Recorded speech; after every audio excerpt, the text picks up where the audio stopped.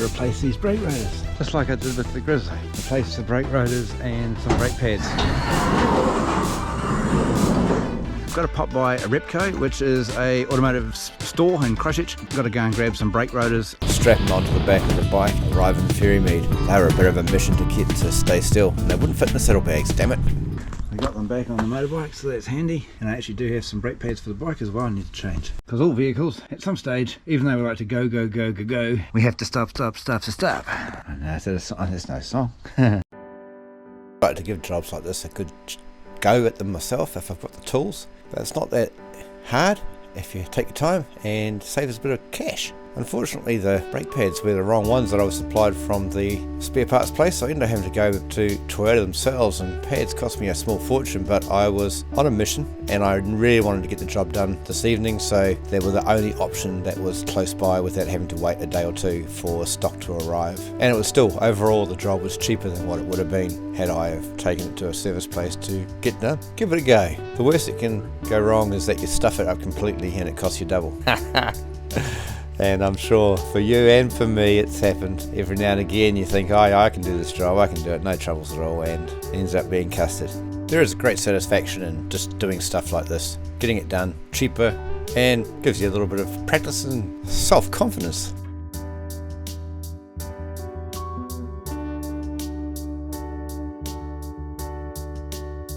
And once the job is completed, sometimes it's nice to sit back, relax, and enjoy a nice warm fire on a winter's night.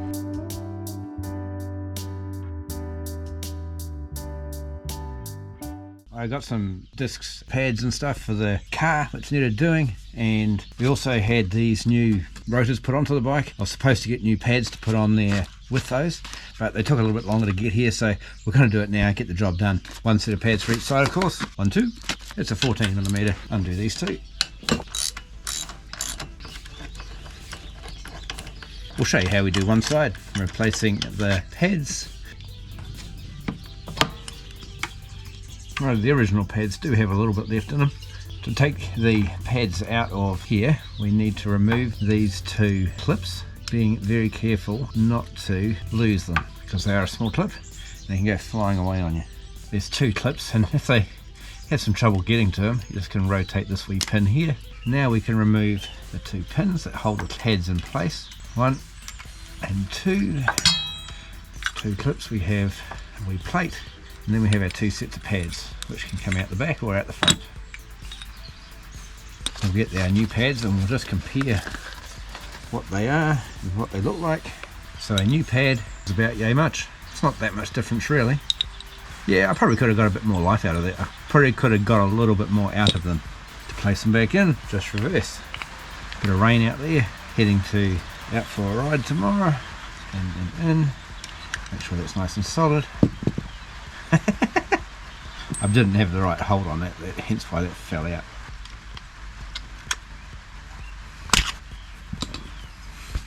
And stab yourself in the hand. Nice. Okay. We've got that in. So now the pads are in, they're not going to fall out, so that's handy. And what we need to do now is put our clips back into place. Of course you need to line up so you get the hole right. There we go. Shouldn't do anyway. And we've got a bit of blood there. Don't wipe it on yourself, you idiot. Okay. Right. So what's important here is to make sure you're clean off the top here. I normally put something so it can catch anything just in case you do spill some brake fluid, because that's a smart thing to do. You don't often do smart things sometimes. Screws somewhere that are not going to get lost. Cap off. Another cap there. That off. So brake fluid in any part of your skin, body, eyes, it's never a good thing, so always take some precautions. And we've got to squeeze these here apart so that we can get them out of the disc again. I just want to make sure I don't overflow it and cause some other issues. So I use a used syringe that I've got here that I use for another job, but they are reusable for this type of thing. There we go, you can see really that's pretty well worth giving us a change out, as there is a little bit of residue and black stuff or whatever in there.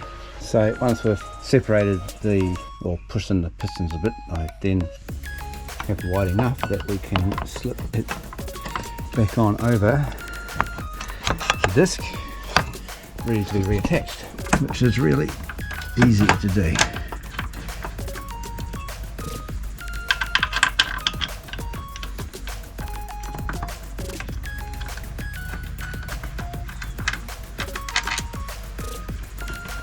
Just had to check which one goes into which, because I did have a heli coil put into the top here, and that thread is slightly different on the top bolt.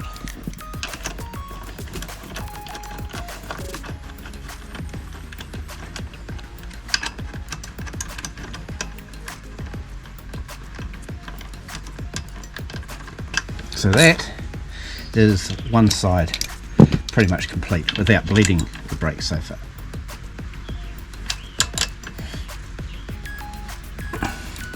Nice, we'll do the other side. So we've got to run to the self-bleeding kit. So we just slide this over here. It can be the trickiest part. These tubes are never quite the right size. We've taken the fluid out of the reservoir at the top. We'll put into the correct fluid back into the top. A little bit at a time.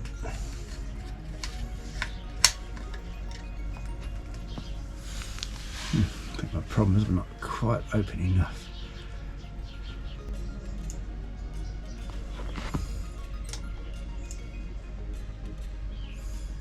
Never be tempted to give it a good push, because otherwise it squirts back out at the top if you've done this before. There shouldn't really be too much air in here.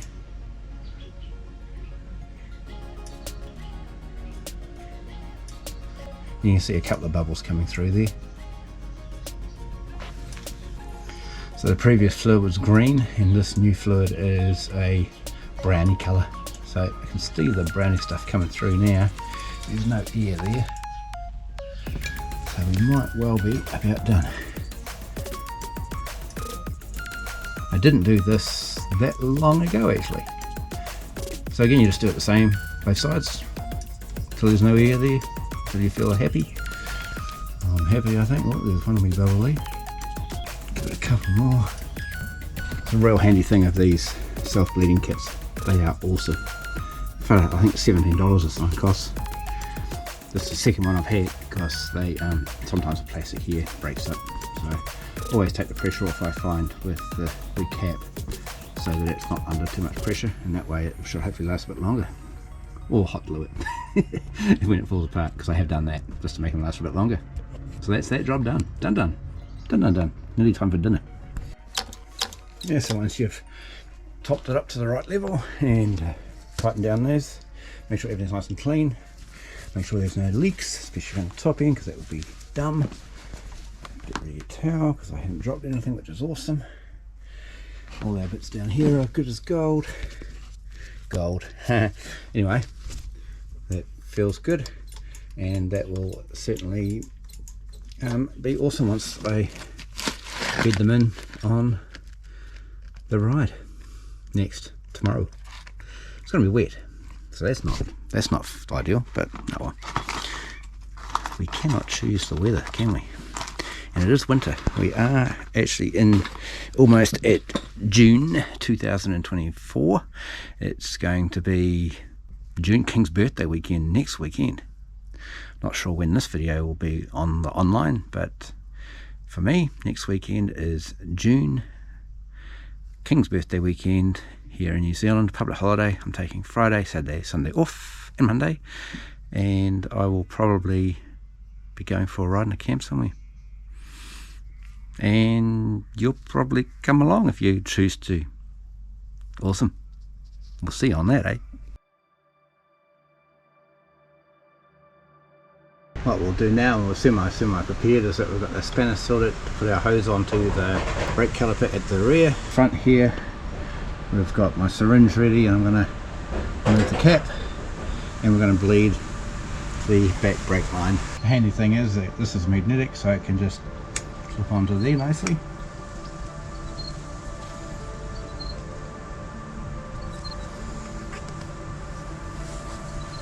It's actually a real bugger, because today is King's birthday weekend, and the plan was to go camping and stuff, which would have been mint as.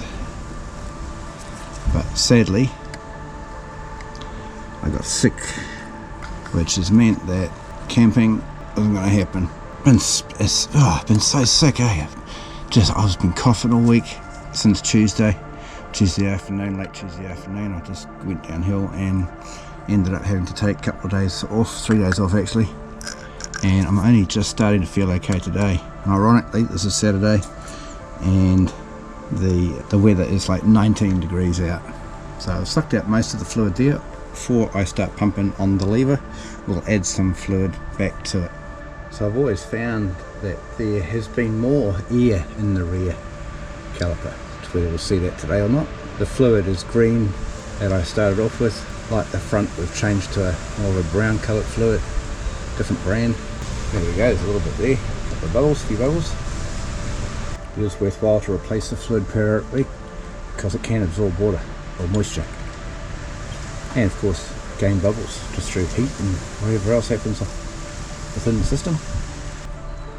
Add a bit more fluid to the reservoir, and once you're happy that there's no bubbles left, it's time to finish.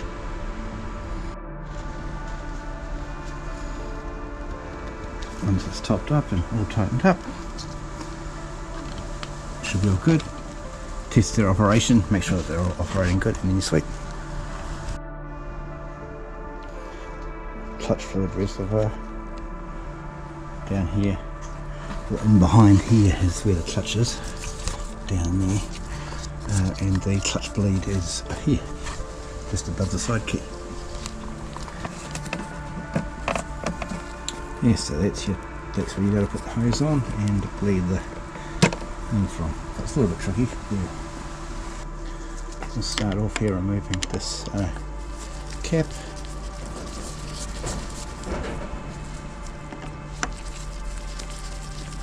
Because the clutch line actually runs along beside the engine cylinder, it can get quite hot. So what I've found in the last few times, or every time I've lit it, which isn't as often as probably what I should, is that the fluid is very dark. So, and as you've seen before, the fluid that we've brought out of the rest of the braking system has sort of looked like that. If you can see that very well. You know, it's clear. This is embarrassing actually. Very embarrassing. Let's show you what we've got in here. Now, if anyone thinks that is okay for clutch fluid or any sort of fluid, you'd be well mistaken.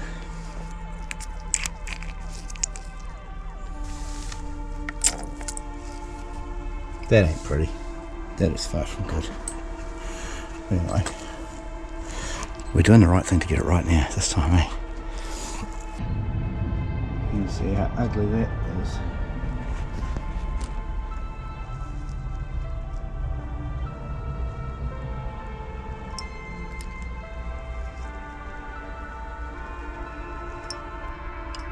Now, I couldn't tell you when I last changed this, to be honest, and yeah, I should edit this out, eh?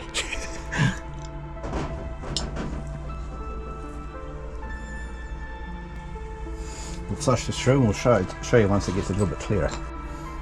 We're looking a lot cleaner in there now, and there's still a little bit of residue left in the bottom, but down this end it's looking cleaner coming out of here compared to what's in the little reservoir there. So I'll just crank a little bit more out of here. Be really careful with the pulling in when you got the cap off, because it will squirt out and go all over the show. I've had it happen once. Right, I think we are done. What we need to do here is do this up a wee bit. We need to hold that in place.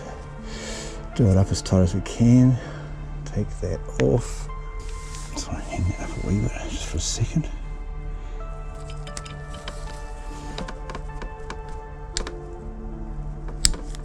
Everything in reverse, put it all back together again. Yeah, so being sick and not being able to go away for a camp, that's a shame, eh? Later in June there is the BOB rally being held up at Glenmark, which is not so far from here, and it could be quite a good event. There was one held last year called the Winter Solstice Ride, which was very fun, so probably got to go along on that. Good idea to try and get rid of and make sure that you don't have any brake fluid and stuff on here, around here, because it will ruin your paint big time. I might just take this out of the garage and give it a wash down just to be on the safe side, because I think that there is a little bit of residue there. I'll get rid of that because it's just ugly and it wrecks it. Anyway, nice. Thanks. That's the clutch done. Ah, that was nasty.